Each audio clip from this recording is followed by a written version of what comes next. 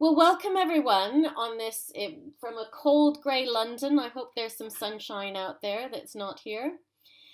We are really looking forward to this event. This has been some time in the making.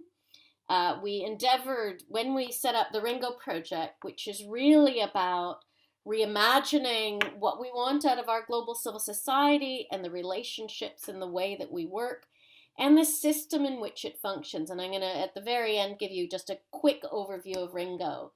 But when we started, what we really wanted to do was find out what voices from organizations and individuals and activists in the South thought. What is your experience of working with INGOs, and what do you want from INGOs? And the research started last July. Charles is going to give us a great rundown of the insights that the over 600 responses provided for us. It's really a starting point for the RINGO project, which I'll also discuss at the end.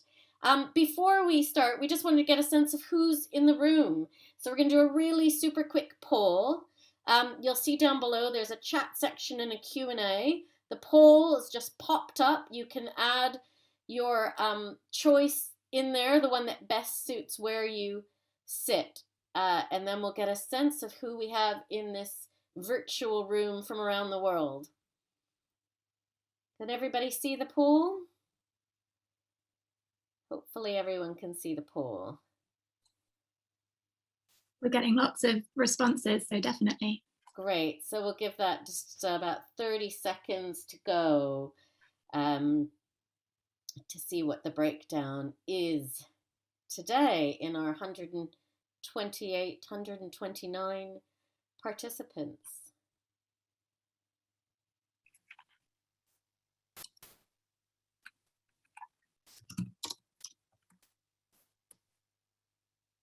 So who is in the room? Is that all right, Sarah? Do we have enough responses? Yeah, certainly. We've got almost 90% voted. Great.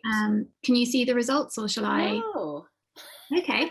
Well, it's very interesting. We've got 44% INGO, 16% Global South NGO, 9% research institution, 5% public funder, 7% private philanthropy, 1% social movement, and then 22% other.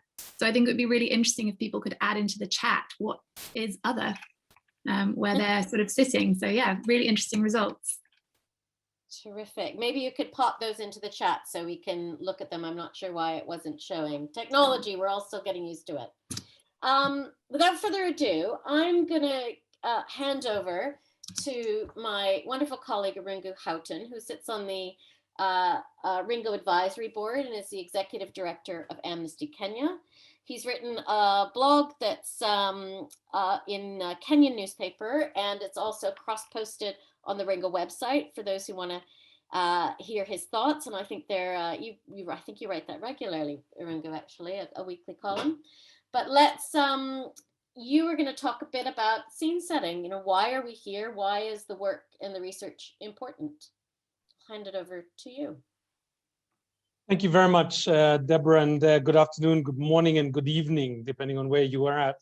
I'm based in Nairobi, so we're coming to the end of the day here, but I really am looking forward to this conversation for several reasons, and it's one of the reasons, it's one of the drivers, I guess, for my involvement with the RINGO project, and maybe some quick reflections. So 30 years last month, almost, the Kenyan law, the NGO Coordination Act, was passed. And it essentially has been the legislative framework for controlling a sector for 3 decades. And I'd like to kind of just step a bit more widely and just think about, you know, from far as back as 2010, many of us in the sector have really felt that, you know, things are not well. You know, and most of this really comes from conversations around the shrinking civic space that Civicus has documented so well, and Human Rights Watch and Amnesty and others.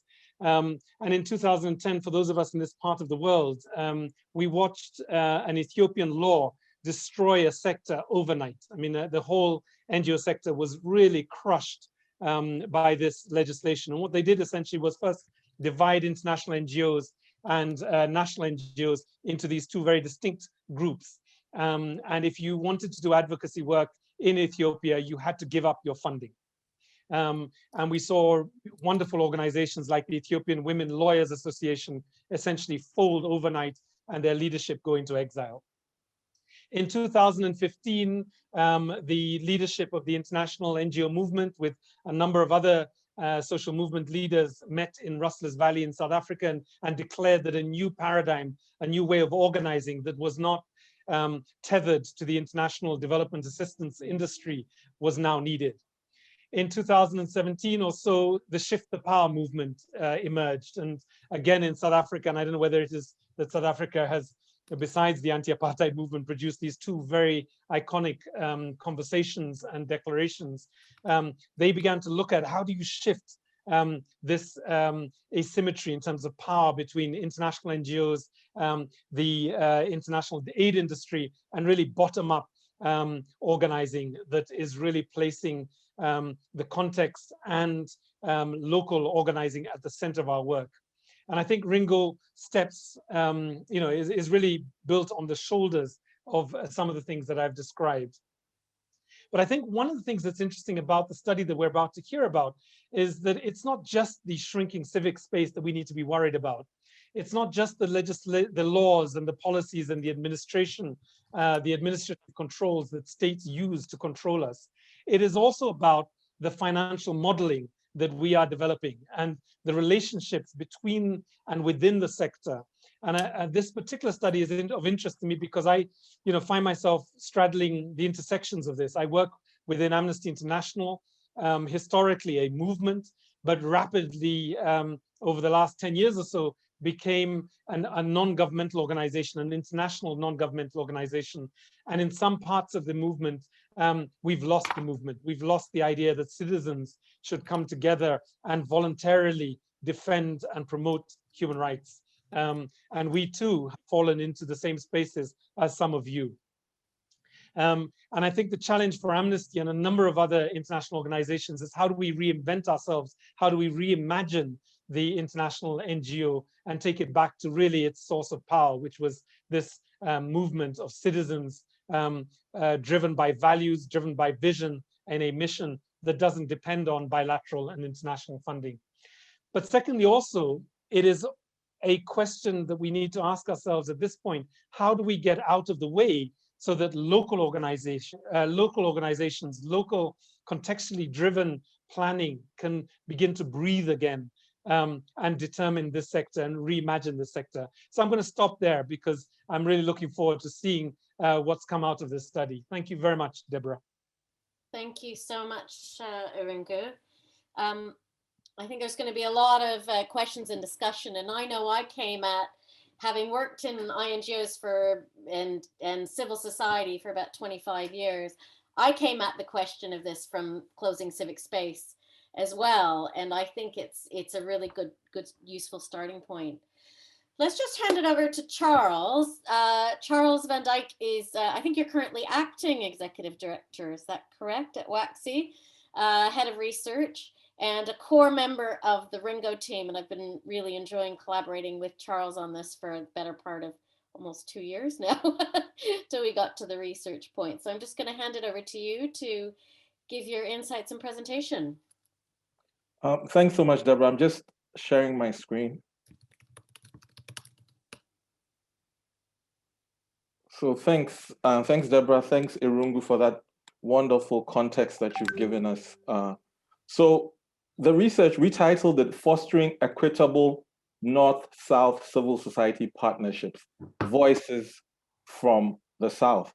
So I'll just begin by giving a context in terms of the challenges within the global civil society ecosystem. And a lot of us will be familiar with these challenges. So currently, those of us who are in the global South, actors, organizations, institutions, we face an unhealthy competition in terms of accessing resources, both financial and non-financial resources to do our work. And so that then has impeded in the work that we do for so many years. our relationships with INGOs, that because INGOs are such a pivotal institutions or organizations within the Global South, are usually contractual, right? So we are seen usually as subcontractors, and we are usually requested to do specific tasks and activities, and we're not necessarily seen as equal partners. The relationship that we have with INGOs, it does not really lead to strengthening our own ecosystem and our own capacities. It doesn't help also in terms of building strategic partnerships. It's usually one-off activity relationships. It's quite ad hoc, and short-term relationships, and very projectized in nature. And then, of course, funding does not reach Global South civil society directly. We all know that usually funding comes through various mechanisms, either the government, either INGOs themselves, or development agencies. Funding is program and project specific, right? And that means very much funds are usually aligned to specific activities, not very flexible within specific time frames. And we don't get enough funding for administrative functions or wiggle room or flexible funding for us to align to what we think are our priorities for the long term. And then, of course, we're excessively dependent on donor funding. So if you look at our funding portfolios, almost 95, sometimes even 98% of our funding comes from external donors out in the West. And then, of course, we face growing restrictions to access this type of funding. So if you look at over the years, the criteria, the requirements that come from calls for applications, requests for proposals, etc., and also the reporting requirements makes it very difficult for many of our organizations, just because of capacity and the way they work, to access this funding. So this is the context in which this research was done. So what we tried to achieve from the survey was to document the state of collaboration and engagement between CSOs in the Global South and in the Global North. So what is the state? To articulate how Global South CSOs perceive INGOs. So how do we perceive our partners, the international NGOs? And then to get insights on how we can have a win-win collaboration. Win-win meaning a mutually respectful relationship, right? Where there's mutual benefit and reciprocal partnerships, right? And this is why we actually organized this survey. So the survey was disseminated from 5th August 2020 to 30th November, right? We did this in English, French, Spanish, and Portuguese. And we shared it as wide as we could to partners in Asia, the Middle East and North Africa, South America, Oceania, and Sub-Saharan Africa. So within that time, we're able to get 609 respondents, 86% from Africa, 6% from South America, 4% from Asia, and 4% from Middle East and North Africa. Now, it's obvious that we had a high amount of respondents from Sub-Saharan Africa. I mean, and the reasons is, as an institute, we have a lot of our networks in West and the rest of Africa, but also because the INGO ecosystem itself has deep roots in Sub-Saharan Africa and has a lot of footprints in this area. And honestly, we would have wished to get a wider, more responses, but we were happy to leverage on the responses that we got. So what are the key insights? So the presentation is divided into 4. Partnerships with the Global South. So in terms of the nature of partnerships, looking at collaboration in terms of approaches and in terms of the methods of collaborating. We're going to look at structures and practices. So during project implementation, what is the kind of relationships that are there between INGOs and Global South organizations? And then reimagining INGOs, looking at what could be the potential roles of INGOs. Could it be a different role beyond the direct implementation or doing the same thing, but doing it differently. So these are the 4 areas that we'll be looking at during the presentation. And so we started by asking the question, how have INGOs built their working relationship?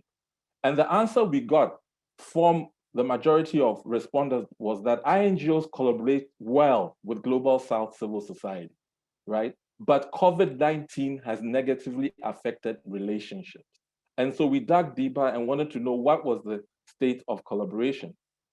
And if you look at the chart, you'll notice that 30% of Global South actors said it's very collaborative, 21% said fairly collaborative, 33% said it's collaborative, 9% said it's not collaborative, and 7% said it's not at all collaborative, right? So when we add the 30% from very collaborative, the fairly collaborative, and the collaborative, we get 84% of organizations who have a reasonably good collaboration and strong relationships with INGOs. But then there was a caveat, there was a very interesting caveat, and that was that when COVID-19 started, it has negatively affected relationships with Global North. And this came out strongly from the respondents from Asia and Latin America. And then we went a bit deeper and said, look, we need to look at the quality of these collaborations, right? How do the Global South actors view the quality of these collaborations? And we got interesting feedback. Some INGOs are good partners. However, there are challenges working with others. So that was the general feedback, that some INGOs are really good partners, but there are challenges. Some 44% said they were very good partners. 41% said they were good partners. 14% said fairly good partners. And 1% said not good. So if you look at that kind of scenario, you realize that the relationships between INGOs and Global South INGOs has really improved over the years. And I think this is great in terms of how INGOs have listened and are shaping this relationship, right? So 41% generally said, look, they have fantastic relationships. 44 said very good relationships. And just a few percentage said this relationship is not healthy, which I think is great. So what did we learn from this particular portion of the survey? We learned that for collaboration to be meaningful, and this is what we got from the respondents and some of their recommendations. They said for collaboration to be meaningful, INGOs should use a bottom-up approach. That means agreeing on principles and values that shape their relationship, and that means involving Global South actors in the partnership arrangements, not only the actors, but the communities, right, who will be involved in the process. So a bottom-up approach, shared values, creates more meaningful collaboration.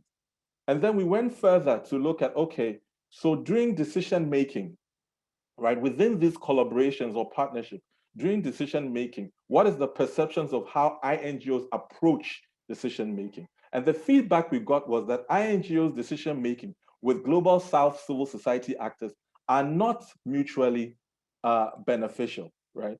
And so we wanted to dig deeper to understand. And so the feedback we got looking at, okay, what are the different approaches? What we got was that 17% feel that the approach is a bit top-down.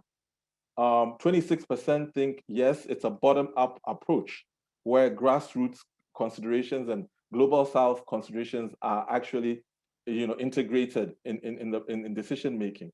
39% felt that they are treated as equal partners. And then 18% felt they are treated just as subcontractors.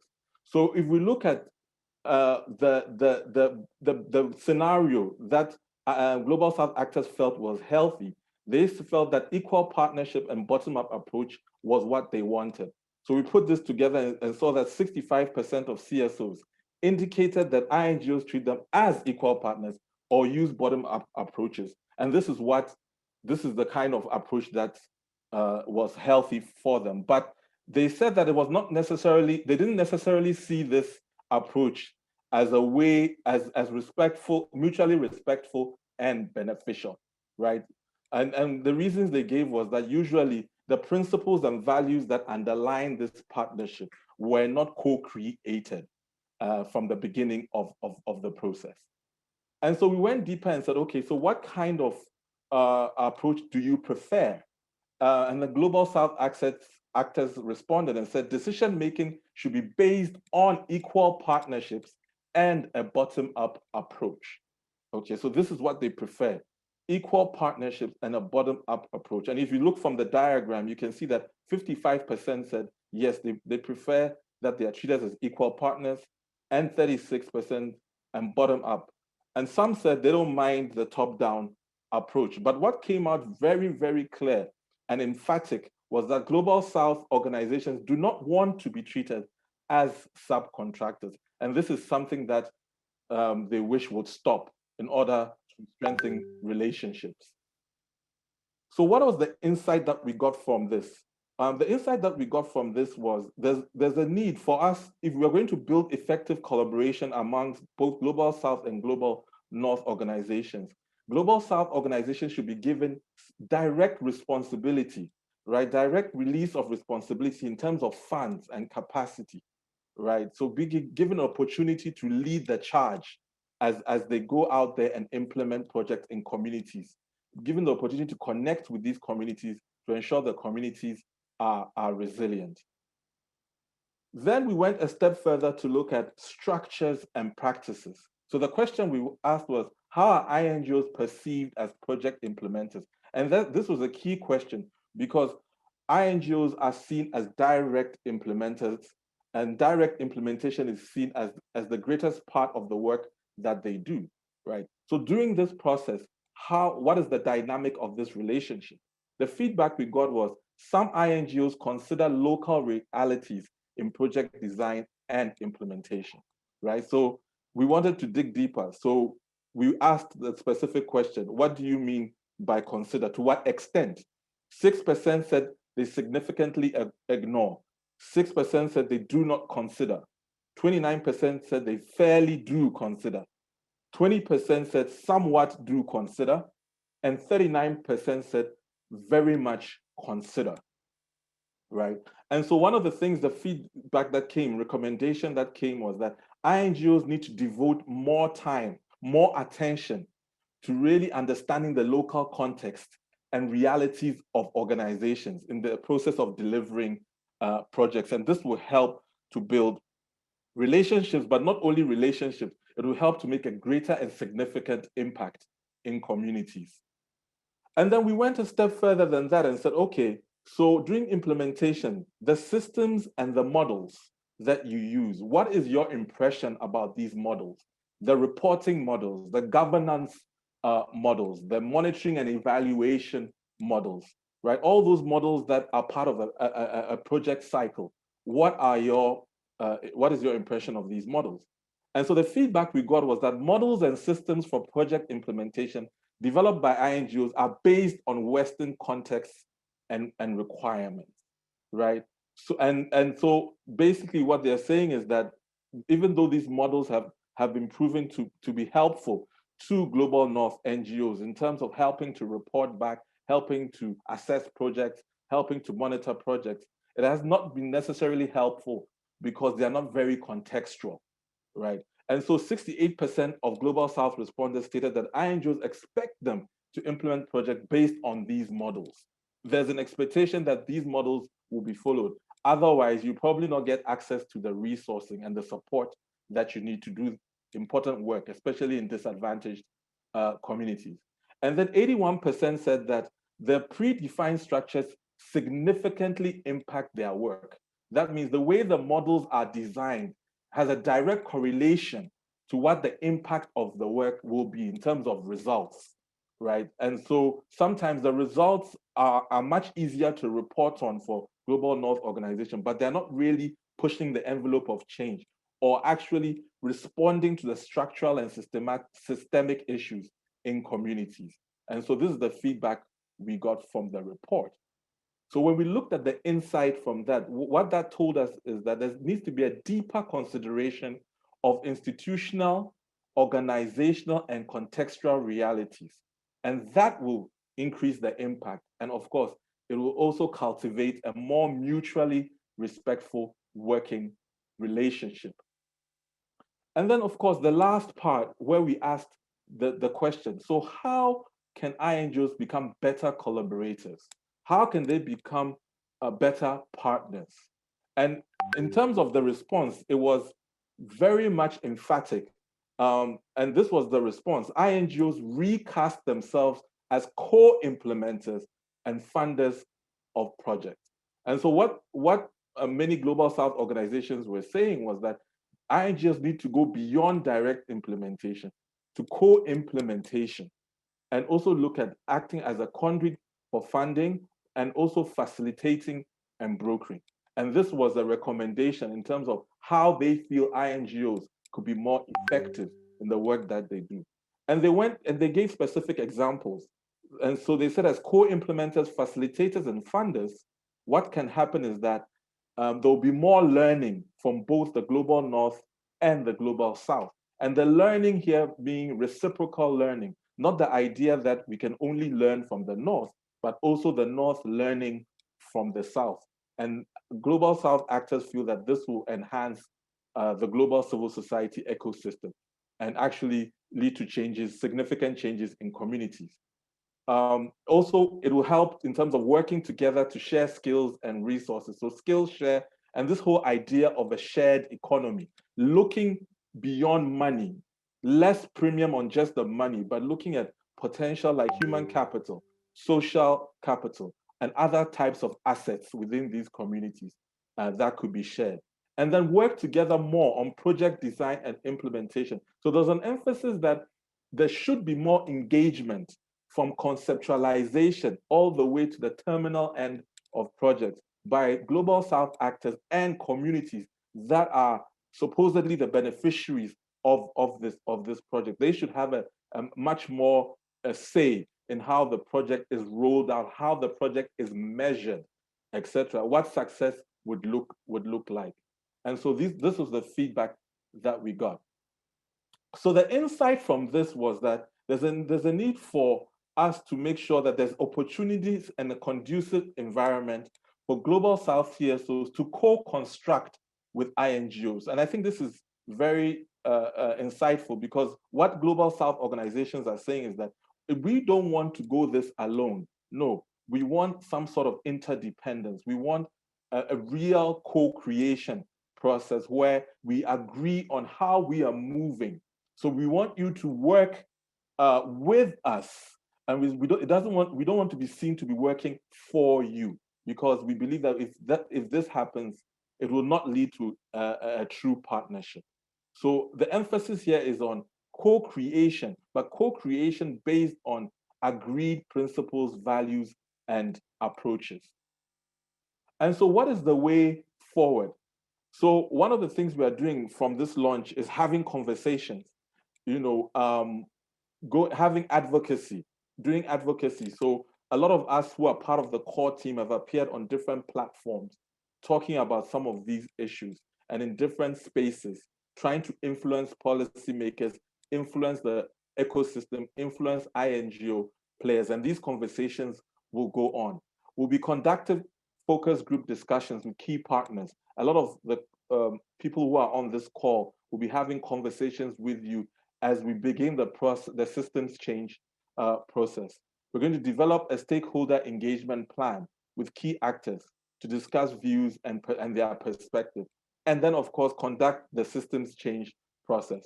And I'll not emphasize too much on this here, because when we come to the tail end of this conversation, Deborah will break down on how we're moving forward with the systems change process.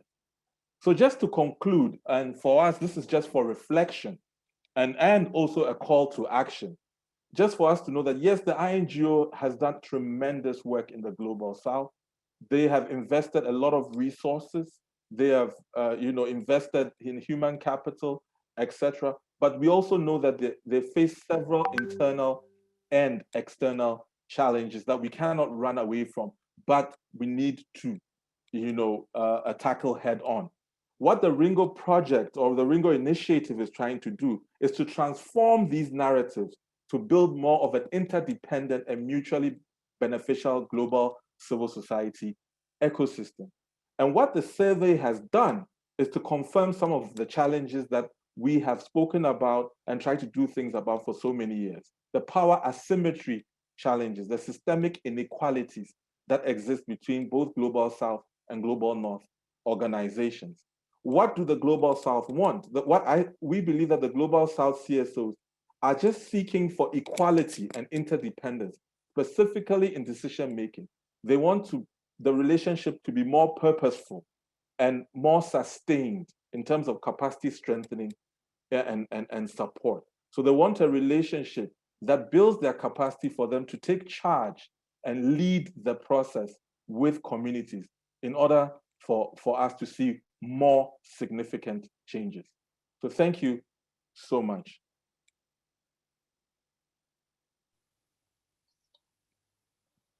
Thank you so much, Charles. We have a chance to have a discussion now. I know I have tons of questions, but I will not use chair's prerogative just yet. There's one question in the Q&A, but first I want to bring in Arby, who has been doing some work in this area, and I'm going to see if my technology allows me to bring you in. Sarah, I wonder if you can bring up Arby's video. It doesn't give me the chance to do it. It just says you can talk. Hello. Hi. Hi, Arby. Do you want to introduce yourself and maybe say your reflections? Oh yeah, sorry. Sorry, I'm a bit unprepared, but sure, I'm happy to speak a few words. Hi everyone, my name is RB. I'm a founder of an initiative called Aid Reimagined. And yeah, just wanted to say that a lot of these things really resonate with what I've done with a big sort of like INGO/donor recently. And it's actually more about sort of like looking at anti-racism and decolonization. And it really links to a lot of sort of like the findings of this survey that you've done, which is amazing. 600 respondents. I think that's the first time that this has happened in the sector. But yeah, just to say that from my perspective, like one of the key findings are the constraints of INGOs and to some extent the inherent limited ability of people in the global north to kind of like shift their power, because they can only shift their power to some extent until they come across their organizational responsibilities and organizational pressures and donor requirements and accountability to their own public. And so I would love to hear your thoughts around this, and I'd love to kind of like collaborate with you later on. And I've found that these constraints are what induces kind of like INGO stakeholders to kind of like not shift their power. But yeah, I'd love to hear your thoughts around this and collaborate later on. Thanks very much. Thanks, RB. There's a couple of questions coming up in the Q&A and one in the chat. So I'm going to try and go back and forth between them. The first question that came up was, did any of the Southern respondents suggest a model which might constitute something better? You can read the details there. The panelists can see all of these questions. There was another question about from Margit van Vessel about she's intrigued by the discrepancy between experiencing good collaboration on the one hand and the collaboration not being mutually beneficial on the other. I know that's something that I noticed in the survey results. Charles, do you want to try and take a stab at some of these, at a couple of these? And then there's also a question in the chat, which I'll come back to. Yeah, let me try and take a stab with the discrepancy between perceived good collaboration and then it not being mutually beneficial. Yeah, I think the emphasis there was on the fact that when the projects are designed and conceptualized, usually the global South actors do not feel that they participate adequately in that, and that some of their principles and values and approaches would have, they would love to have contributed that to integrate into that project. So yes, they're giving opportunities for input, but input within a specific framework that has already been decided. So in the end, yes, the partnership was to an extent quite good in terms of the inputs, but the framework was already determined. And so in the end, they don't see it necessarily as mutually beneficial. And the framework could be different types of parameters. It could be what they're seeking to achieve, how they're measuring success, but also even the timeline and what they consider the timeline, what the timeline should be the project, which has already been predetermined. Thanks, Charles. Over. Ringo, I'm going to take this next question to you because I think you might have some thoughts about this one, which was in the chat, which is what was the degree in which limitations might come from the types of rules and sources of funding? If the rules of the game from funding sources don't evolve, can we actually change these relationships? Do you want to try and tackle that one, Ringo? Yeah, I mean, I think, we have to see the industry really like an industry that essentially is built on an idea that accountability historically has always been to the people who give you the funding. And as Jenny Hodgson once recalled for us, she spoke about, who funds you controls you, right? So the financial model is really important, and it just can't be underestimated. It can't be understated how important it is to create models of diversified funding, funding that is coming from within the countries that we are operating. And actually, the lesson really from the international NGOs is many of them built up their resource base by reaching out to their own citizens, by developing asset building strategies and income that really came from their own domestic countries. Now, many of our countries have moved beyond the least developing country framework, and for those that are in middle income countries, there are lots of opportunities that I think we are failing to realize. And I think the critical thing is how much waste we see in the industry as we continue to perpetuate these top-down models that essentially are servicing a bureaucracy that has really beyond simply ensuring that the sector continues to be controlled by governments and sadly, by extension, international NGOs, rather than building a base for a genuine bottom-up movement in the countries in which we come from. And I think, I've often said that the NGO as a model is, if not dead. I think we lost you there briefly, Irungu. Right at NGO as a model is, I think he was saying, dead. Hopefully he'll come back to us shortly.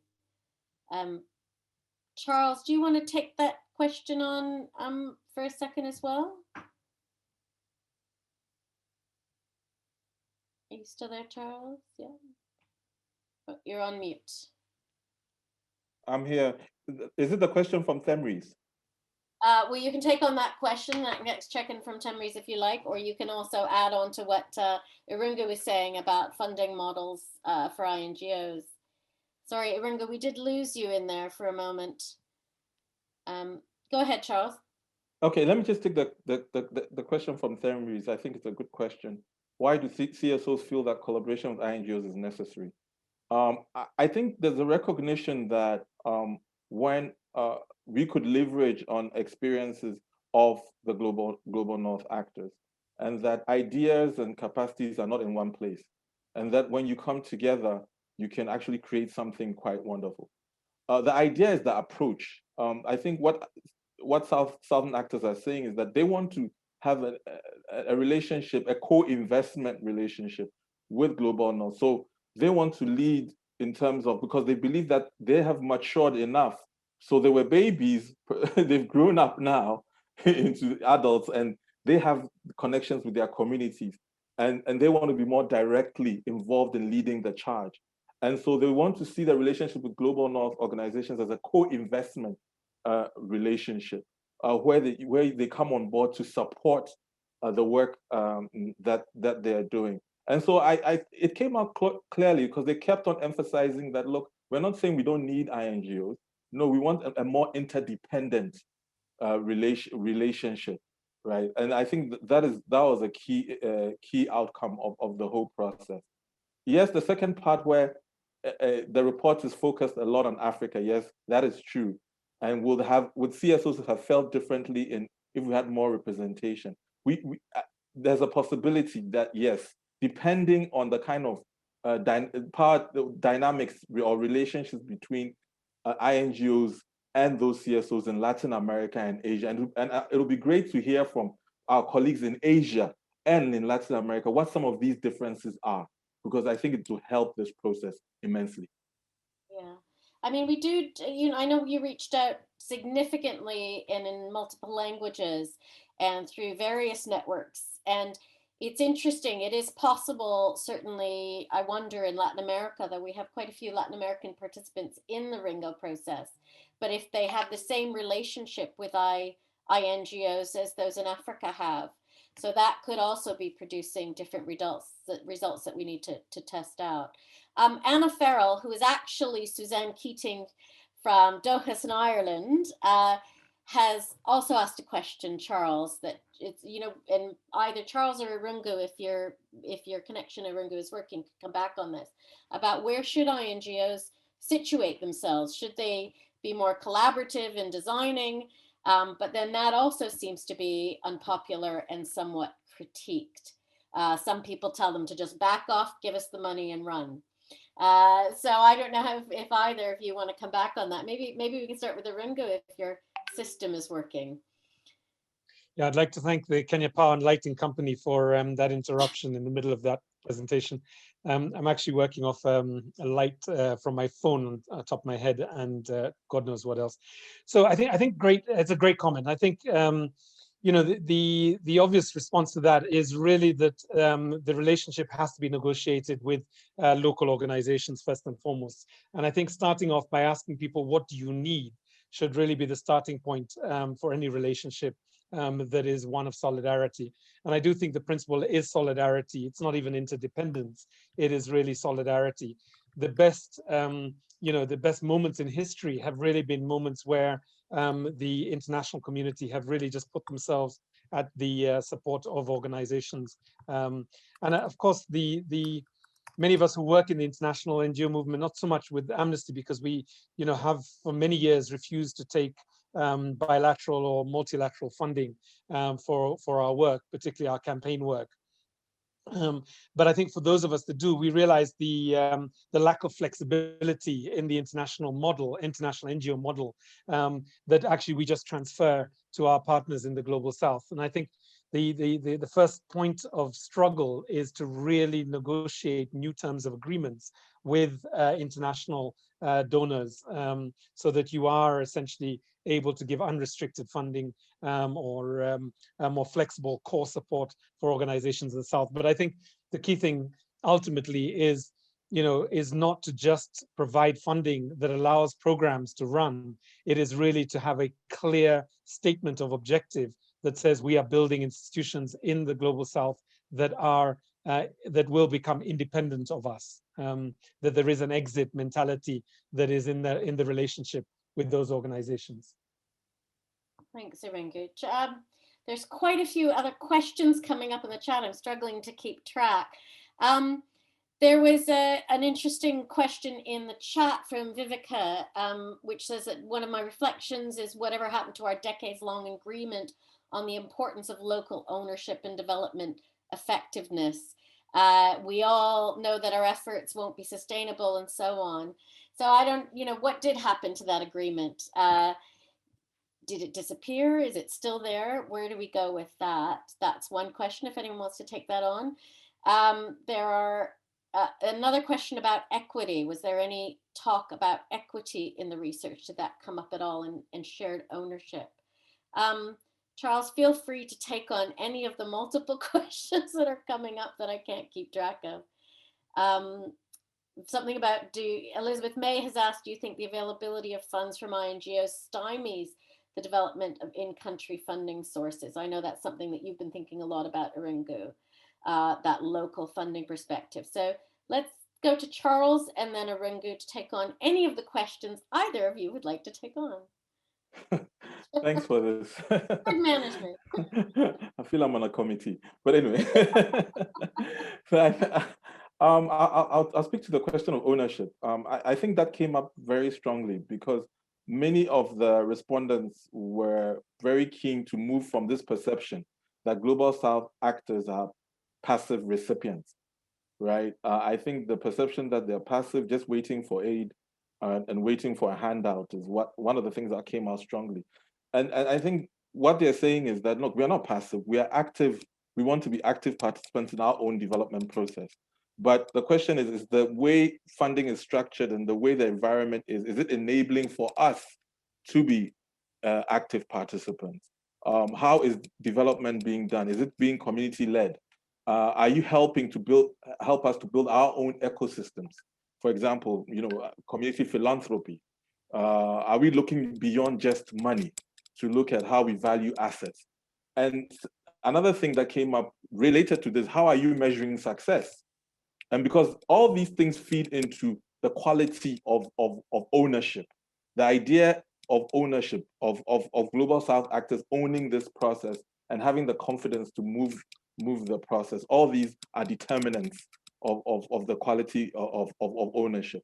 And so this did come out in the report that, look, INGOs need to go beyond, because I didn't think the report said they should necessarily stop direct implementation. It was more of an advice saying that your other roles could be more significant. We've been doing this for so long. How about trying something different? And because we've also reached a point where we can directly implement. And for example, in the COVID situation, many INGOs could not actually go to the ground on the field, and the local partners were leading the charge, and they were actually getting the work done. And so this proves that capacities have improved, and local organizations or southern organizations are ready to lead the charge. And I think this was the message. I think there's a lot of things that have come up with the COVID-19 response. One of the final remarks you made, Charles, about how do we move from this north-south dynamic to the understanding of global civil society? And, like sitting here in the UK, I can tell you we did a terrible job of pandemic response, but a number of very strong southern countries have probably done a far better job. So how do we change this into more mutual relationships? I think that's really important. Iringo, do you want to come back on the point, again, another one about funding, and any other points that you would like to respond to? I think it's easy for us to get into technical conversations about, whether it's changing the MOUs, whether it is the reporting templates and so on. And all of that is valid and important. But I really would push us to think a bit more transformative about the very nature of organizing. And I think for me, there are a couple of things there. One is, the NGO model historically has been built on this idea that funding would come from external sources. It would be used in locally. And when you run out of money, you go back and ask for more money. And we play this sustainability argument really well, where we say, we will be sustainable by doing X, Y, Z. But actually what we mean is we'll just write another proposal and then we'll get the funding for the next 2 or 3 years. And I think the danger now is that we are seeing greater, much less funding available for work in the global south, right? So the embassies that used to be very generous in their funding are now giving us one year project cycle. They're giving us funding in 1 year cycles. They're giving us project funding rather than programmatic or core support. And increasingly, we are beginning to see how difficult it is to run organizations with very little amounts of money. And I think even the international NGOs are beginning to see this show up in their space as well. So I think actually there is time for a real transformative institutional shift. And I said this to a group of heads of missions, diplomatic heads of missions 2 days ago. I said, I'm not interested anymore in a conversation about greater funding for programs that you think are interesting. I'm only interested now in a conversation that says we're building institutions that can protect democracy, can accelerate development, and can build this muscle in our country that allows for a citizen's capacity to hold the state accountable. That's only the conversation I want to have with you now. And it was interesting how quiet the room went after I put that on the table. So I think, we need new models. We need not just to think about issues around, for example, models around social enterprises, but foundations, endowments, assets, fiscal, revenue models that allow us to do what the private sector does relatively well, although they are grappling with recessions across the world as a result of COVID-19. But I think we need new mix of funding streams that allow us to be more nimble and adaptive to the environment around us. I think that's the challenge going forward. And it's not just a financial challenge, it's really a commitment to build domestic accountabilities in our own countries. And I've said to people, until Kenyans can fund human rights work in Kenya, I know I have not finished what I needed to do with Amnesty Kenya. Thank you. Charles, before we close off the Q&A, do you want to add some final thoughts? There's too many questions to answer, and it's actually a great discussion. And a lot of these we will be bringing into RINGO, but I'm going to let Charles add in any kind of final thoughts before we, and reflections. Take a few minutes, Charles. No, I'll be very short. I think that this is just an initial process of getting people to really share their perspectives. The whole process, the systems change process, will be a very much a longer process, feeding into some of the discussions that we've had here, the discussions we have later, and so it will be building up and it will be evolving. So just the first step, because I saw a question about whether we looked at South-South relationships.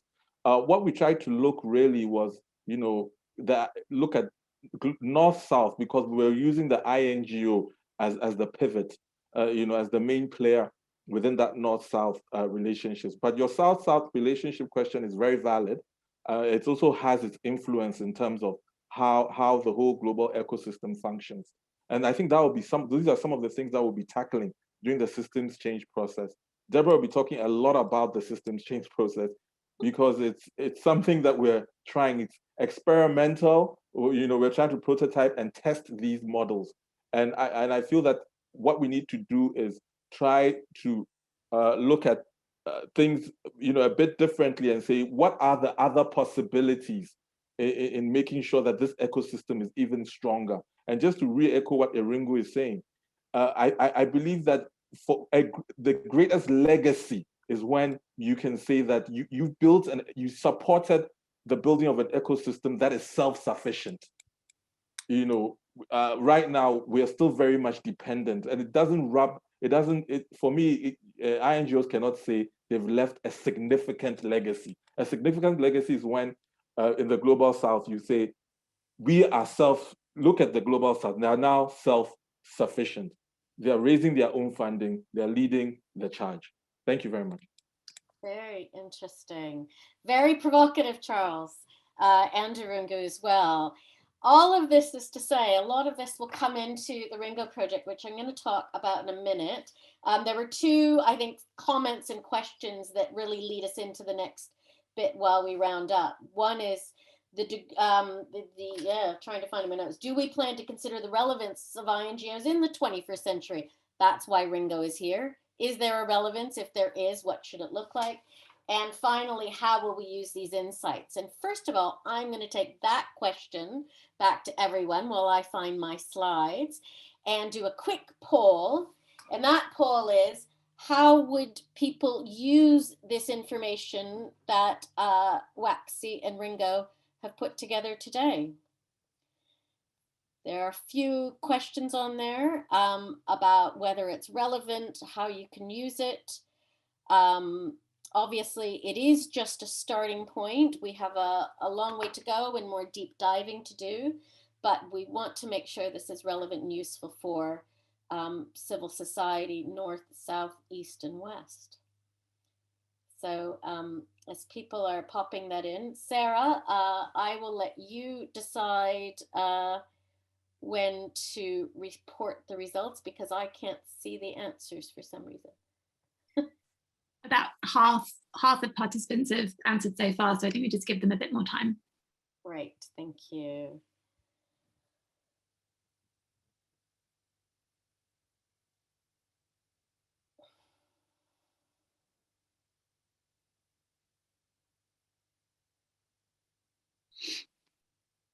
Okay, we're up to 67%. It's sort of That's paused. I'll give it a little more time. about 30 seconds more. You can all pause, stand up. We should have more meetings standing in Zoom fatigue. I hope people don't have too much Zoom fatigue. It's both a wonderful lifeline and also probably a bane of many of our existences. Okay, why don't you report on what we've got now, Sarah? Okay. So hopefully you should be able to see the results this time around. Yes.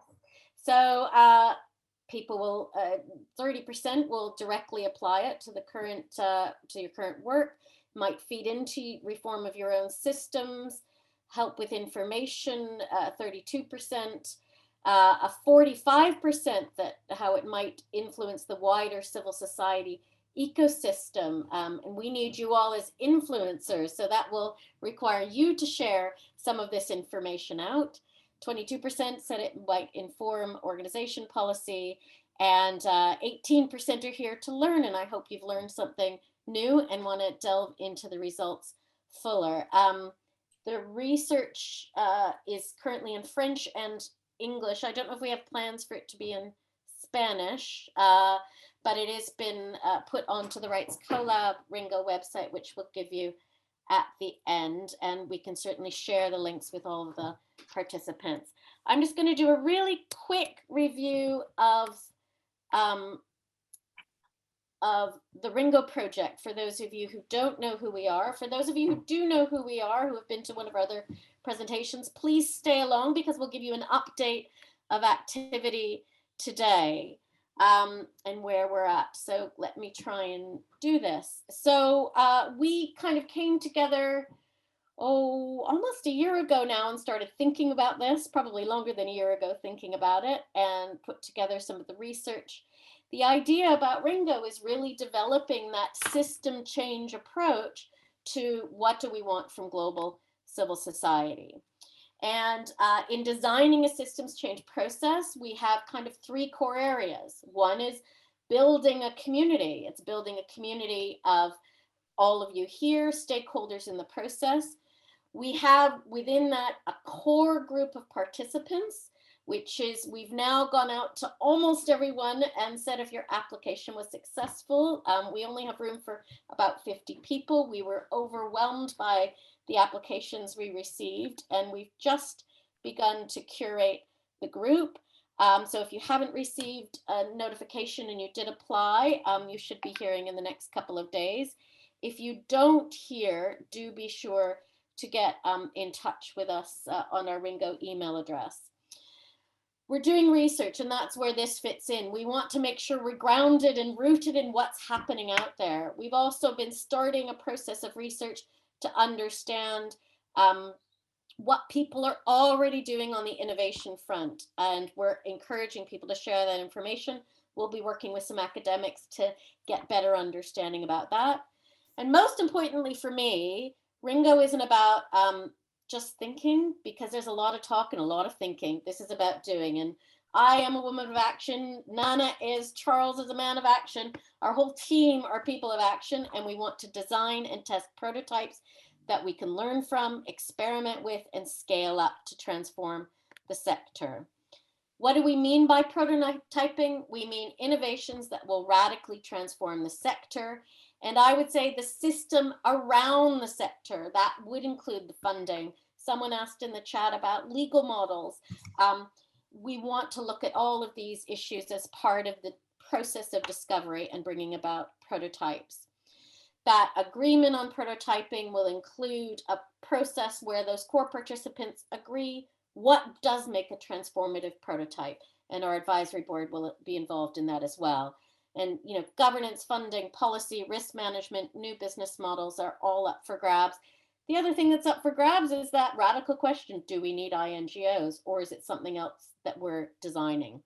Some of the ideas about transformation at the system level would be donor models, legal models, and I've talked about those, as well as at the internal organizational level: diversity, power, race, governance, and so on.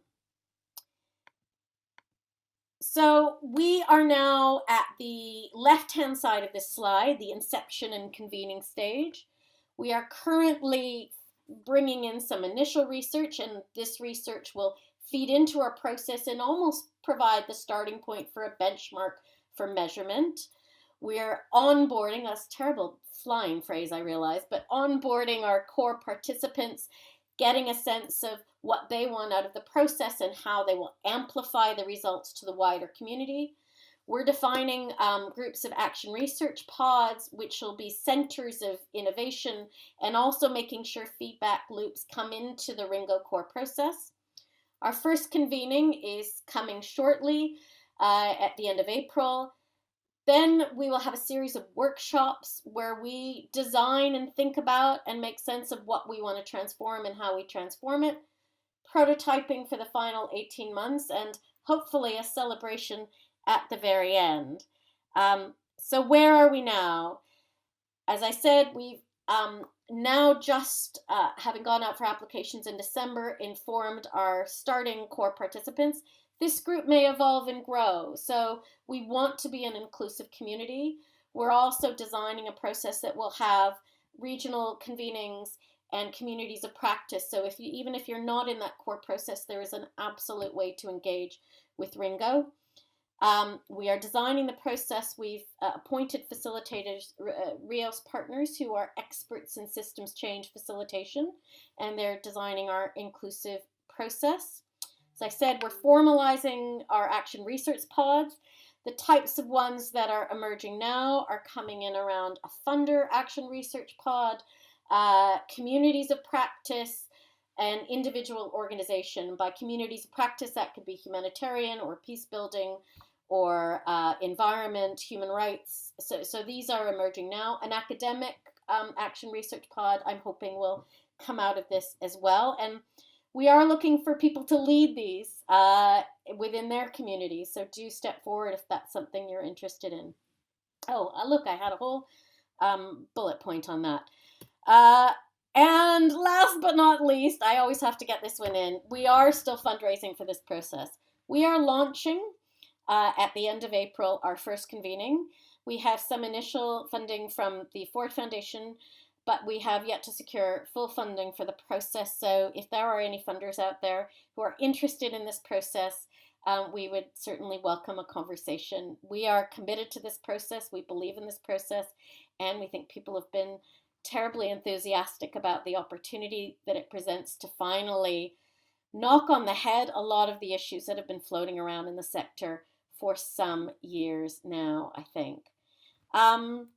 That is the end of our presentation. You can go to the Rights CoLab website for more information, which is on your screen. It will also be put into the chat. We'll keep this open for a few more minutes. If you want to chat and ask any other questions, we can try to do that. Just typing. We'll be taking all of the questions, including those ones that we didn't get to, and I deeply apologize, into our thinking and process.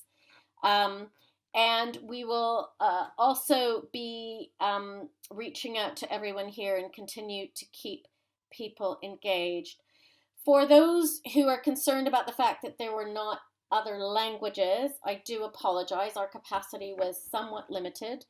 We will endeavor to issue a recording of this presentation, and we are looking into how we might be able to subtitle that in other languages for those of you who are interested in sharing it with non-Anglophone communities, of which there are many. So thank you to our speakers, Charles, and that fantastic starting point for our research. Thank you to INGO for your insights and thoughts. This is just the start, and we will be engaging quite a bit going into the future. Thanks, everyone.